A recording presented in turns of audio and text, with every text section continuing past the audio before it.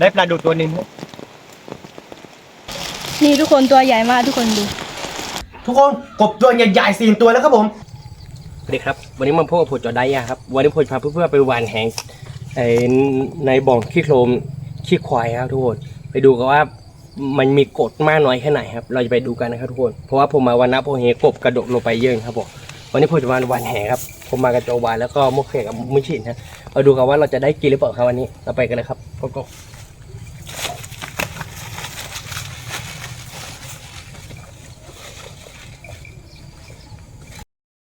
นี่ครับทุกคนผมจะมาหว่านแหบ่องนี้ครับผมในบ่องนี้ฮะมีทั้งขี้โคลนและขี้ควายครับเพราะว่าชาวบ้านเขามันมั่นคอยไว้ตรงนี้ครับทุกคนนี่มีกบเยอะนะครับพวกทุกคนเห็นไหมครับมันกระโดดลงไปเยอะครับแต่ว่ามันเข้าไปในฝั่งนะครับทุกคนมันเข้าไปตรงรั้วของชาวบ้านฮะแล้วก็ผมจะให้โมแขกกับมิชิไปตีตรงไหมแล้วก็ให้กบมันกระโดดลงมาแล้วผมก็จะหว่านแหครับมีขี้ควายเยอะครับทุกคนดูน้ำเขียวขนาดนี้เดี๋ยวบอลโยนเราดีเดียว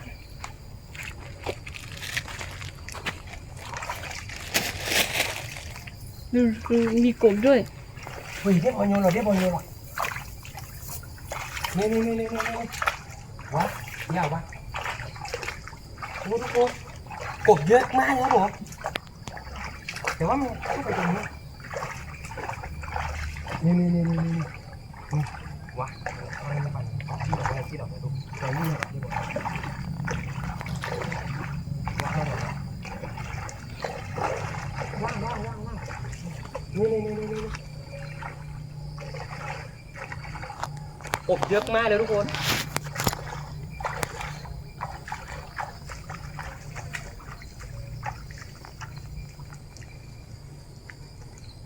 วะเดี๋ยวบอลยอดดูที่เขาเรียกปลาเลยวะ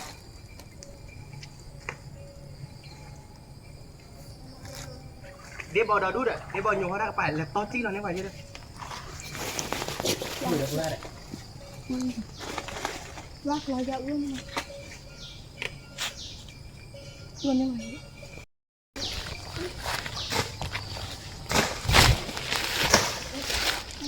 บ้านต้อนอะไรเนี่ยต้อนเราตีเล็กจริงเดี๋ยวบอลดอดูเฮ้ยหลุมนั่นที่ไหนเนี่ยหาดูบิ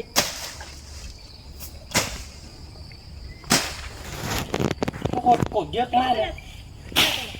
เดี๋ยว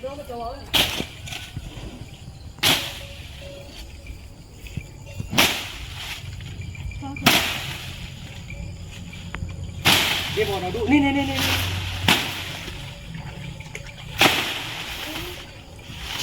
Llegó lo va. Llegó lo Niño lo blanco.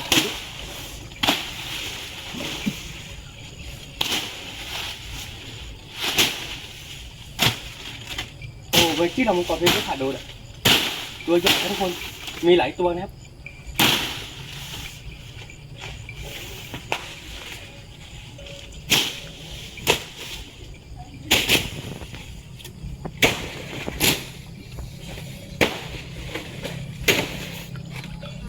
เดี๋ยวจังหวะตรงนี้นะทุกคนเมื่อกี้มันกระโดดลงมาหลายตัวนะ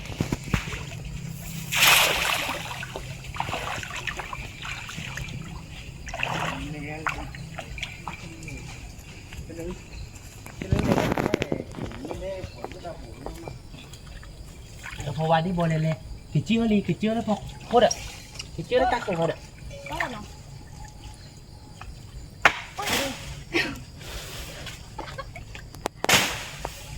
กี่เชือกได้นะปะข้อเดี๋ยววะ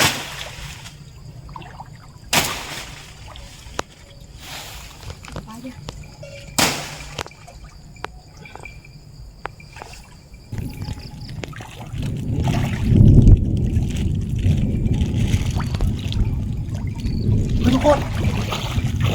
โดนตัวนึงตัวใหญ่มากครับมาดูกันนะครับคือตรงนี้ผมจะเอาแหงโลก่อนนะครับดีกว่าดูดิเรื่องว่าเรื่องเนาะเดี๋ยวคนคิดด้วยนี่คนเปิดอ่ะเฮ้ยตัวใหญ่ไม่รู้ดูกี่ตัวนะทุกคน นี่เชื่อเลย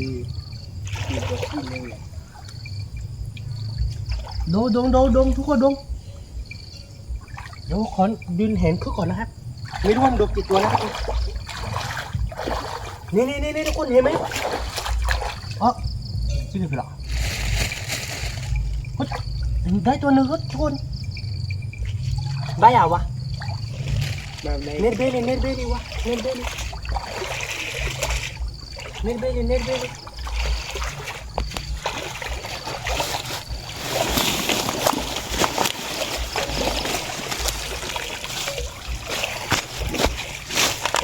ได้ตัวหนึ่งแล้วทุกคนตัวใหญ่มากครับ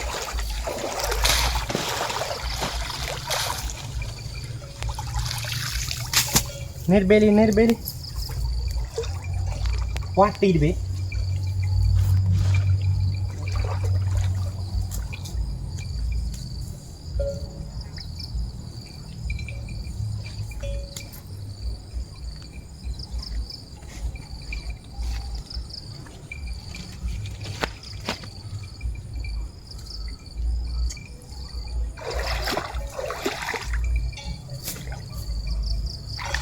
เขาในที่วะ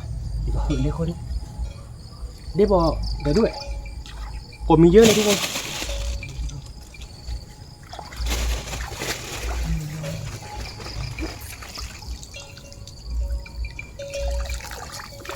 เดี๋ยวผมจะลองแหอีกทีรอไหวอีกทีผมมีเยอะมากมีตัวเล็กตัวใหญ่ทุกคนแต่ว่ามันขึ้นไปฝั่งนู้นเยอะครับนี่ทุกคนเล็กตัวใหญ่มากนะทุกคน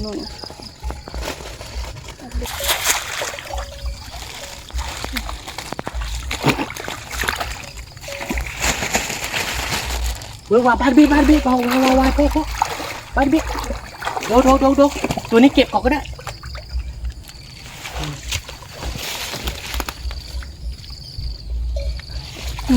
ตัวใหญ่มากนะคะทุกคนตรงนี้ตัวหนึ่งทุกคนเดี๋ยวตีเขาเลยนะพวกเข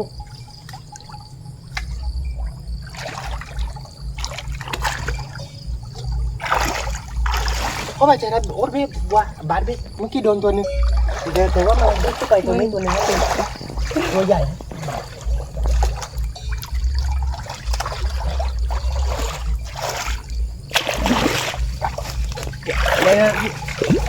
เนี่ยวะแต่ก็เที่ยวเล่นสาบิบ่าวะวิ่งเข้าไปตรงนี้หลายตัวเลยทุกคน ได้ไหมพี่วะพี่วานลองดิเนี่ย หลายตัวนะทุกคน นี่ดูได้ตัวนี้นะครับ เพราะว่า ตัวใหญ่มาก เนี่ยดู อุ๊ย พอได้บอยอ่ะนี่ขี้เบรเลยได้บอยเราดูเที่ยวทางป่าเราดูเป็นไงนะพี่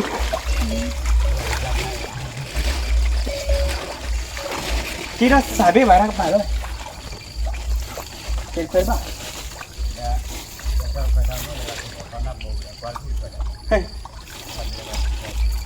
ป่าเป็นไงเลยนะแม่ที่ได้บอยเราด้วย ดูทุกคนดูขี้ควายลอยมานะ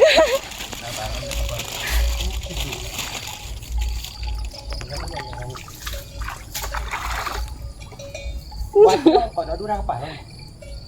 นะคือเราว่าทางป่าเอาไว้ที่เราอ่านแล้วปลาปูนี่ทุกคนผมจะไล่ผมที่อยู่ข้างบนให้จมพวันฮะให้จมพวันหวันแหนะครับผมขึ้นมาฝั่งนี้เยอะทุกคนเยอะมากนะครับผมเดี๋ยวบอกจี้เขาเลยเดี๋ยวดูขึ้นมาฝั่งนี้เยอะกระโดดลงไปตัวนึงแล้วทุกคนเห็นไหมครับไม่รู้ว่าถือฝั่งนู้นหรือเปล่าที่บอกเราด้วยวะที่เรามาก่อนไหมกบเยอะทุกคนลงไปเมื่อกี้ตัวนึงแล้วไม่รู้ว่าลงไปถือบ่องหรือเปล่านะ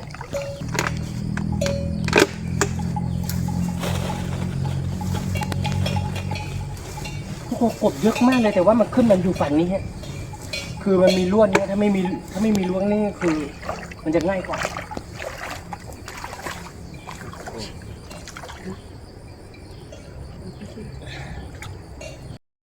ทุกคนมากระโดดลงไปตัวหนึงแกจิรอดเบ้เลยแกจิรอดเบ้เลยไว้สาเบ้ปะพอถึงไหนเนี่ยมันอะหลายตัวเลยครับลงไปหลายตัวแล้วทุกคนเข้ามาอยู่ในโพรงย่างครับทุกคน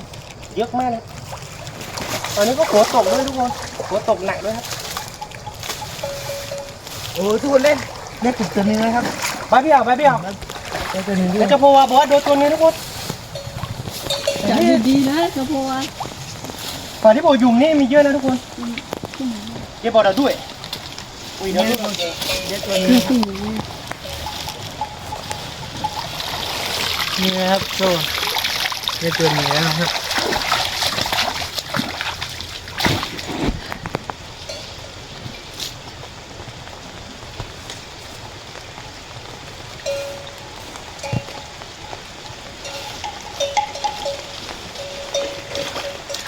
ง่ายด้วย นี่ว่าติดที่เราเบ้นี่ ตัวใหญ่นะครับ โอ้เกจิเราเบ้นี่ลงไปตัวนี้แล้วเยอะมากเลย นี่ทุกคนตัวใหญ่มากทุกคนดู เฮ้ยเฮ้ยจิ๊บเหลือว่าน้องๆมาเหลือว่าเอาไปเกจิเราเบ้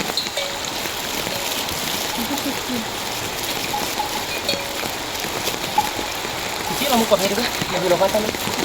นี่คือดีวะนั่นตาที่ตู้กูเลย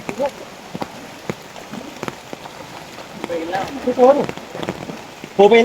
ไล่กบฝ่ายนู้นลงมาฝ่ายนี้เยอะนะแต่ว่าจะพอว่าว่ะไม่ค่อยเป็นนะทุกคน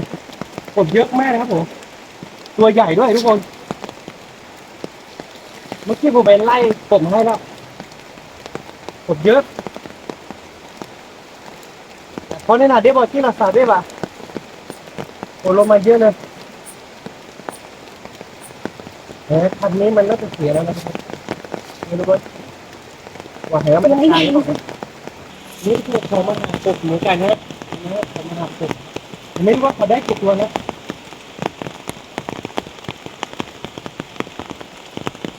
นี่คือกบเยอะมากเลยแต่ว่าไม่รู้ว่ามันขึ้นไปฝั่งนู้นหรือเปล่านะเมื่อกี้นี่คุณดูว่าให้สัพวาวายาว1 2 3เฮ้ยบ้านเบี้ยว่ะบ้านเล่นตาคนหนึ่งว่ะไอ้ตาคนเว้ยพวกมันน่าจะโดนหลายตัวนะแต่ไม่รู้ว่ามันจะติดหรือเปล่านะ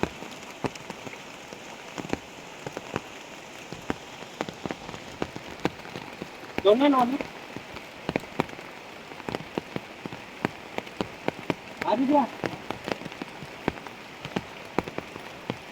โดนหลายตัวนะแต่ว่าไม่รู้ว่ามันติดหรือเปล่านะทุกคน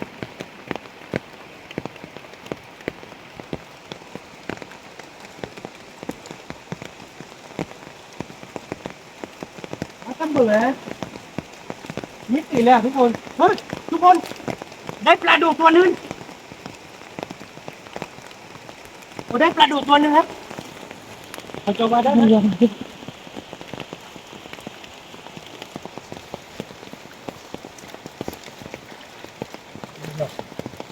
ปัจจุบันไม่ติดเลยทุกคนพอได้ปลาดุกตัวนึงนะครับ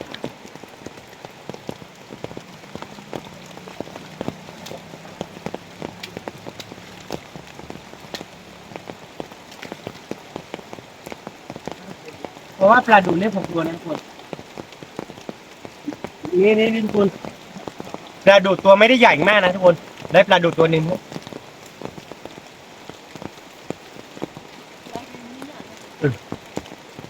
บ้านดูบ้าน ให้เราคอไวติดผมทีนะครับไม่รู้ว่าจะได้ถ้วยหรือเปล่านะ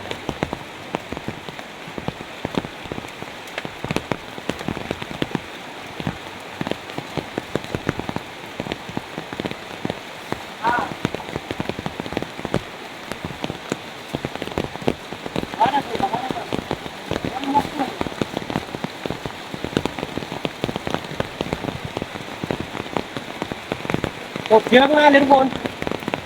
แต่ตัวนี้ฝนตกหนักครับ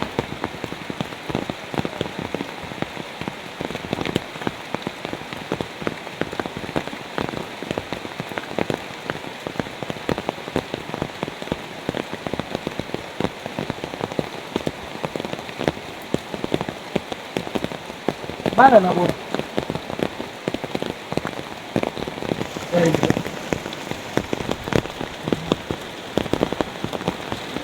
บ้านคือเราเป็น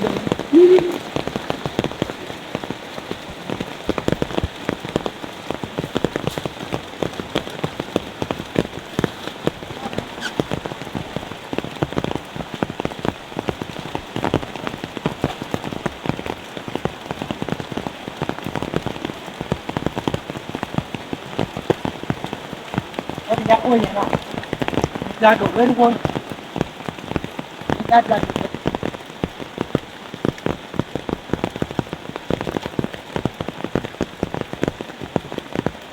ทุกคนได้แล้วทุกคนนี่จะพอว่าบอกว่าได้ตรงนี้ทุกคนแต่ผมมันจะตีแล้วเปล่าผมไม่รู้นะ ก็เพราะว่าดวงดีมากค่ะทุกคน นี่ไปไหนแล้วเนี่ยทุกคนแต่ผมไม่ตีแล้วทุกคน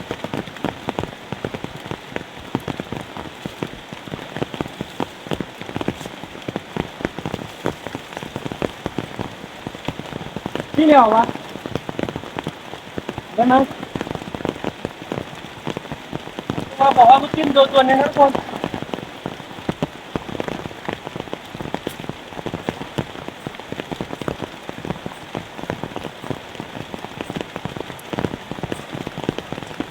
มา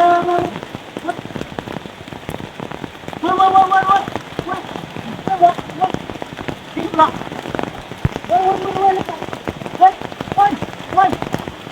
มันน่าจะตีแล้ววะ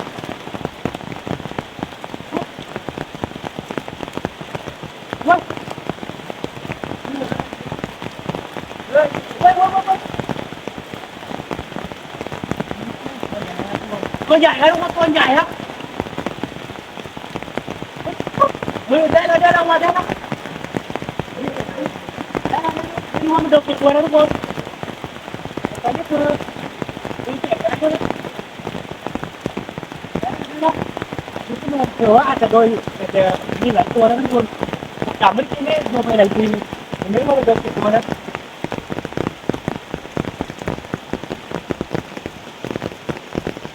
บัดโดนที่ตัวเดียว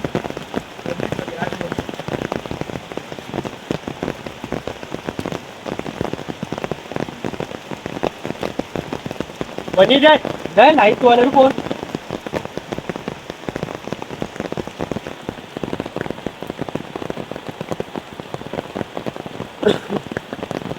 เราจะไปย่านกินกันครับทุกคนนี่ทุกคนใหญ่กว่าตัวเมื่อกี้นะครับตอนนี้คือฝนตกหนักมากทุกคน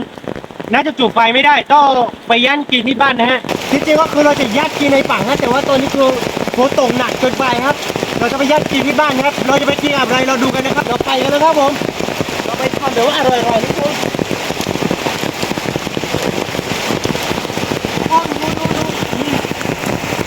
นี่อะไรพิเศษครับเดี๋ยวมันจะโค้ยกับพวาดูนะทุกคนอร่อยแน่นอนครับทุกคน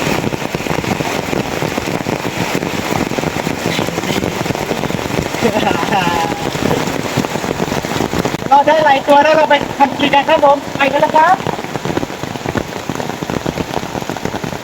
นี่ทุกคนเราไปหากบได้4ตัวนะครับแล้วก็ปลาดุก1ตัวนะครับเราจะมาย่างกินกันนะทุกคนคือตอนนี้ก็คือผมจะล้างก่อนนะครับแล้วก็ผมจะย่างกินกันเราดูกันว่ามันหน้าตามันจะเป็นยังไงครับทุกคนขอล้างก่อนนะครับนี่ทุกคนตอนนี้ไฟติดแล้วครับเราจะมาย่างกบกินนะครับทุกคนย่างกบ4ตัวแล้วก็ปลาดุกตัว1ครับทุกคนเราจะย่างกินแบบว่าดิจิทัลเลยครับอร่อยเลยนะทุกคนอร่อยแน่นอนครับ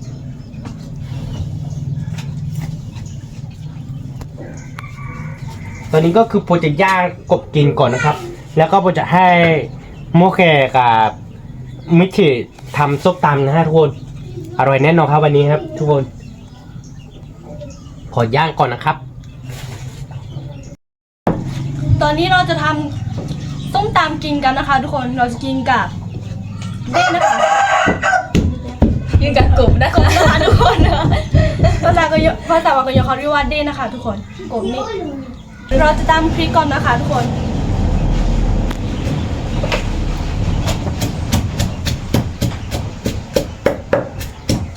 เราจะมาตำกระเทียมต่อนะคะ เราจะใส่มะนาวกันนะคะทุกคน ไม่รู้ว่ามะนาวจะมีน้ำหรือเปล่า ทุกคน ดูจากถ้าเราเหมือนจะไม่มีน้ำเลยค่ะ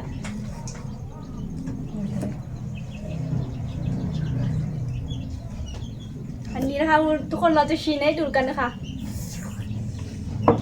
เรื่องมากเลยค่ะทุกคน อ้าว เรื่องมากทุกคนอันนี้นะคะทุกคนก็มีน้ำอยู่นะคะทุกคนเราจะกินให้ดูนะคะทุกคน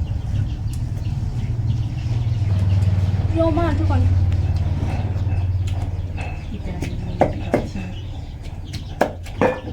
นี่ทุกคนผมจะลองชิมมะนาวสักชิ้นหนึงนะครับ เพราะว่า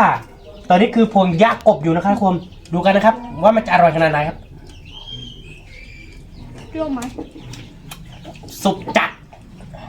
เหมือนมีเนื้อตึ้งผ่ามะนาวฉันเนี่ย นะครับผมเป็นมือหนึ่งครับ ผ่ามะนาวผ่าเลย เดี๋ยว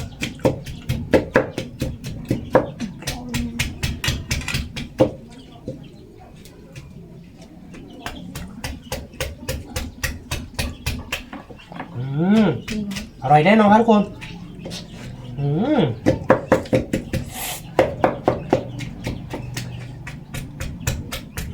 แซ่บหลายเด้อทุกคนมากินด้วยกันเด้อ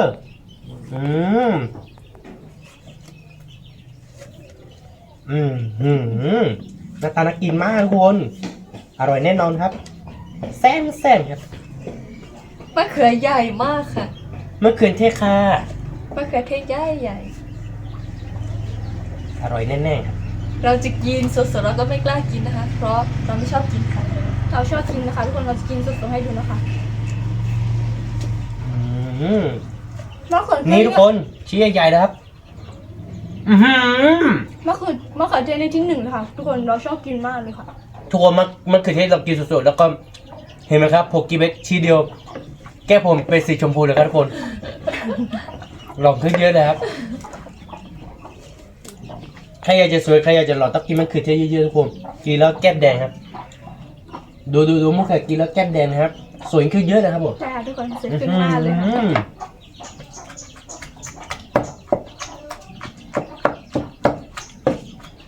ตามนะครับ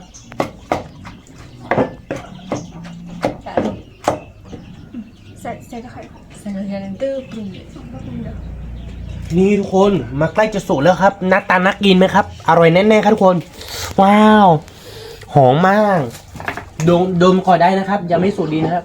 หอมมากทุกคนน่ากินเลยอยากกินแล้วทุกคน แต่ตอนนี้ยังไม่สุกนะครับขอย่างก่อนนะครับทุกคน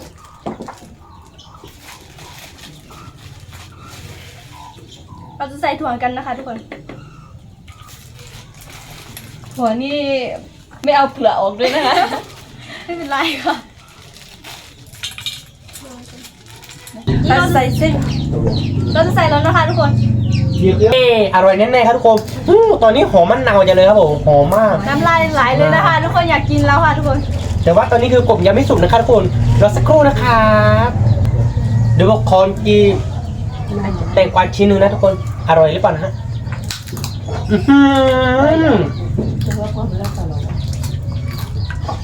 แตงกวานี่หวานมากเลยทุกคนแตงกวานี่ไม่ใช่แตงสูงฮะแตงเตี้ยนะทุกคนอร่อยมาก แตงกลมค่ะ แตงกลมครับ กลมเกิน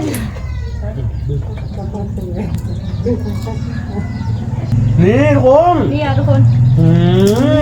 โอ้น่าแต่น่ากินมากทุกคน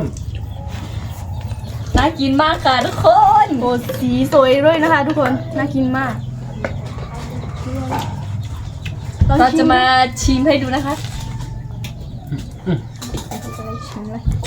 นี่นะทุกคนเราจะลองชิมกันนะคะ เอามะเขือเทศใหญ่ๆเลยนะคะทุกคน เผ็ดนิดนึงค่ะ ทุกคน ไม่เผ็ดนิดนึงหรอกน่าจะเผ็ดมากเลยทุกคน อร่อยมากทุกคน คนทำสวยมันก็ต้องอร่อยอยู่แล้วค่ะ แต่คนกินก็สวยนะ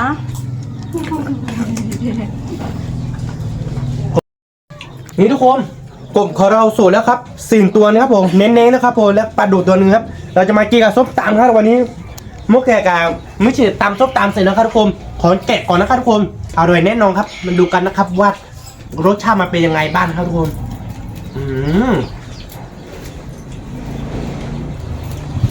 ดูทุกคนอร่อยจัดอร่อยเต็มถังกระมังอีกแล้วทุกคนนี่นะครับปลาดุกตัวเล่ๆนะครับเฮ้ยทุกคนกบตัวใหญ่ๆแล้วครับผมเนื้อเน้นๆครับเนื้อเน้นๆครับผม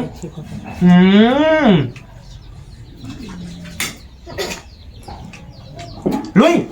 นี่ทุกคนดูหน้าตังทุกคนกบตัวใหญ่ๆ4ตัวแล้วครับผมแล้วก็มีแตงกวาแล้วก็ซุปตามอร่อยๆนะครับทุกคนเรามากินกันแล้วครับผมมากินด้วยกันนะครับอย่านานแรงยืดนะครับทุกคน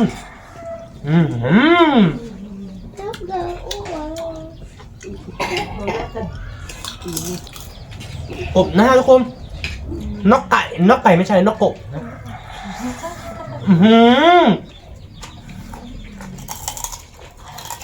อันนี้ร้อนคนขาใหญ่มากเลยนะคะทุกคน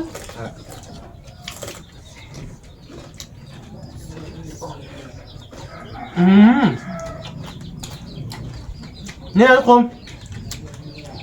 ผมจะโชว์ให้ดูนะครับผมจะไม่ทิ้งกระดูกนะครับทุกคน กระดูกใหญ่มาก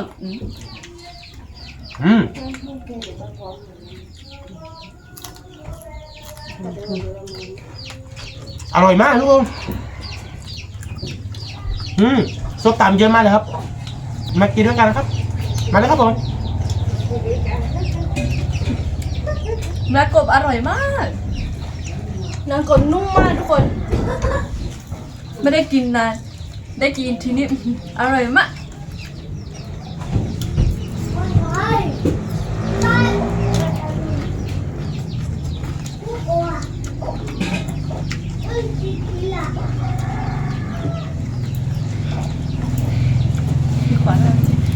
ทุกคนนี่นี่คือฝัน ขอซุ่มน้ำหน่อยครับ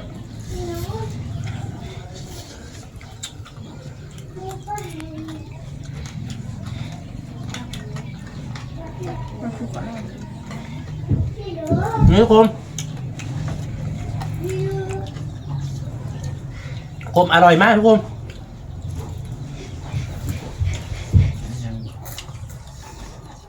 จะว่าเพชรได้เมีย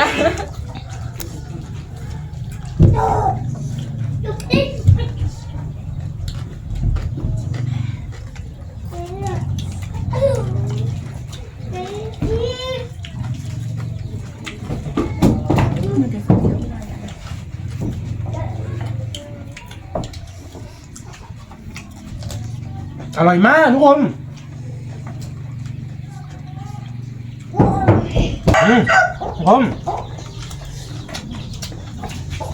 นี่ทุกคนคำใหญ่ๆครับมีพริกมีมะนาว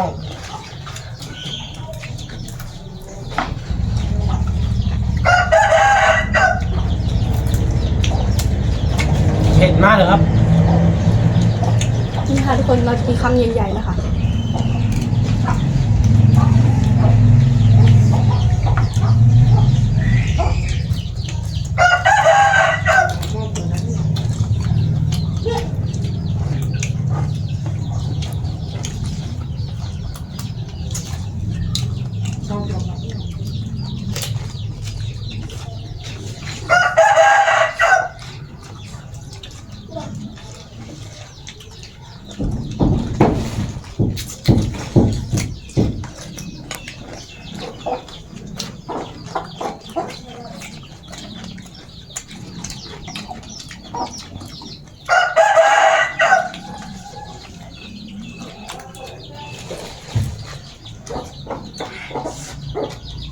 เผ็ดมาก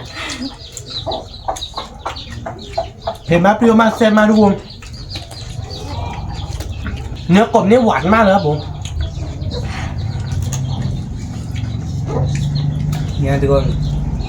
ชิ้นใหญ่ๆนะครับ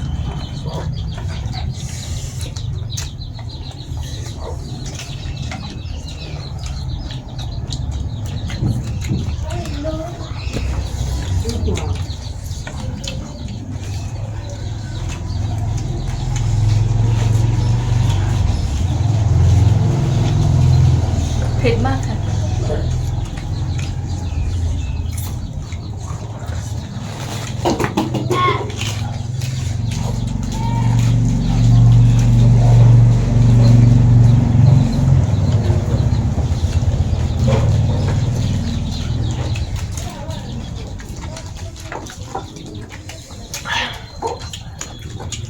เผ็ดมากเลยทุกคนอร่อยมากมากินด้วยกันครับผม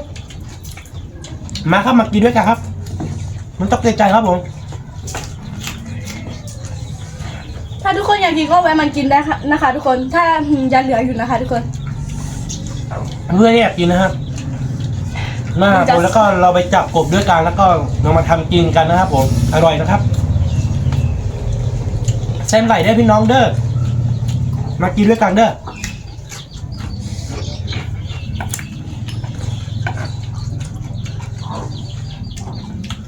แตงกวาหวานๆแล้วก็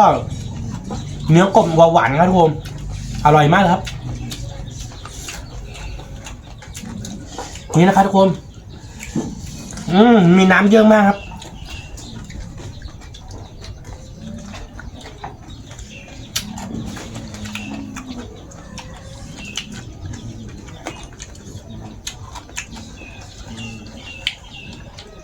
นี่จอบาลุอีสานนะครับทุกคน ลุยสาของแท้นะคะ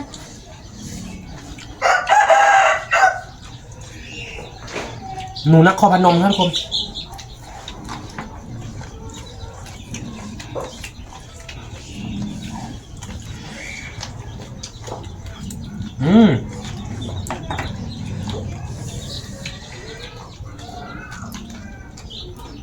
เผ็ดมากเมื่อไก่เราให้แล้วทุกคน ตอนนี้เผ็ดไปถึงหุงแล้วนะคะ ทุกคนเผ็ดมากทุกคน แต่ก็อร่อยมาก เผ็ดด้วยอร่อยด้วยนะคะทุกคน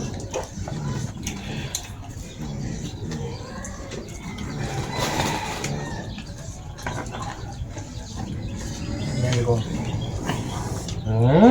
พริกใหญ่ๆเลยทุกคนนี่ทุกคนดูนะครับ มีน้ำด้วยครับ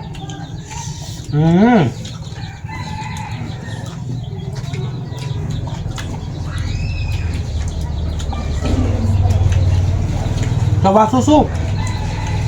ๆสู้น้ำ นี่ทุกคน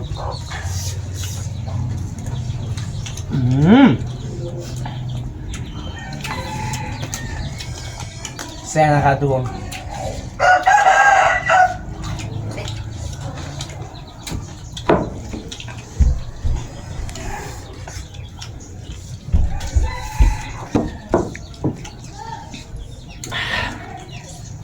อร่อยมากทุกคน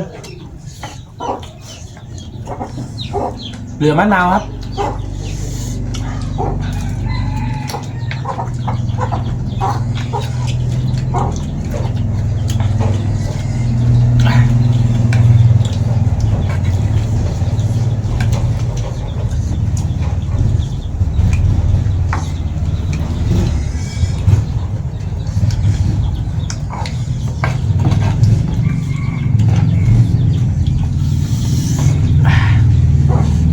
คนเผ็ดไปทั้งหน้าเลยนะคะ ทุกคน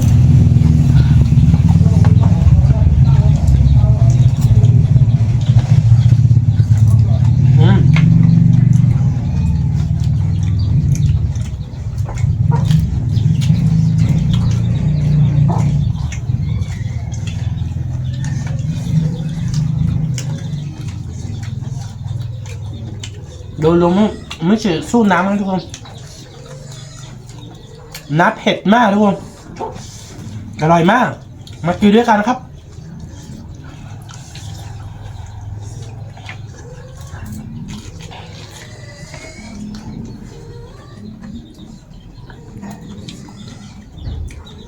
อร่อยไหมครับ อร่อยมากทุกคน วันหลังเราจะไปหากบไปหาปลาไหมครับ ไปอ่ะ โอ้ดูเจ้าพวาทุกคนกีพริกเป็ดเม่งเลยทุกคน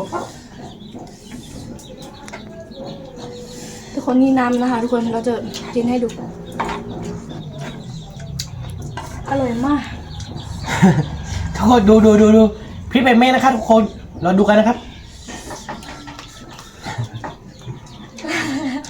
จะภาวะสู้นะทุกคน จะวานักกินพริกอยู่นะคะ สุดยอดเลยอะไรทุกคนเอามือจะเดินแล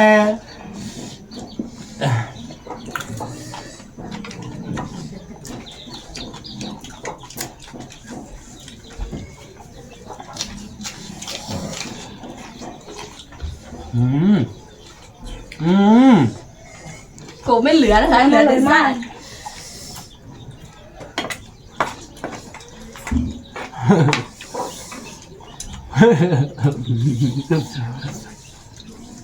นี่ครับทุกคนดูนะจะวัดสู้นะทุกคน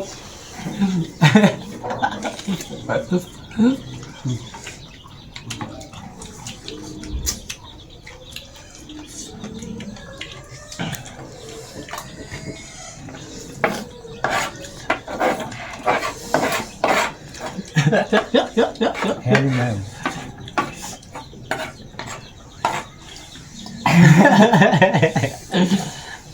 นี่กันครบ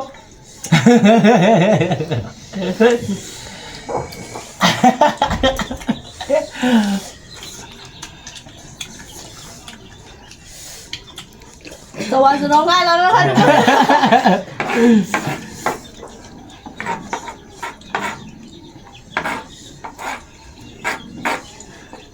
ดูทุกคนพี่เหลือหนึ่งแม่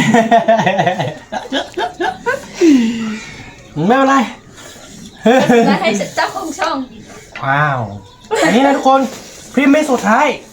ผมเป็นคนกินไม่ค่อยเผ็ดครับ แต่ว่าคือผมดังเพื่อนคนดูนะครับผมทำได้ครับทุกคนผมรักทุกคนครับ ไม่มีวันเปลี่ยนแปลงครับ ปลาซิซี่กลายเป็นปลาสีปูแล้วนะคะเผ็ดเกินไป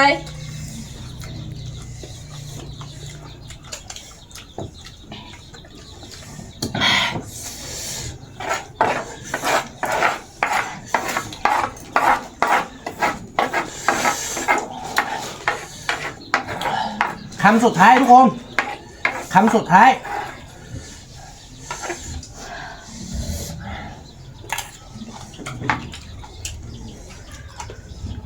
อร่อยมาก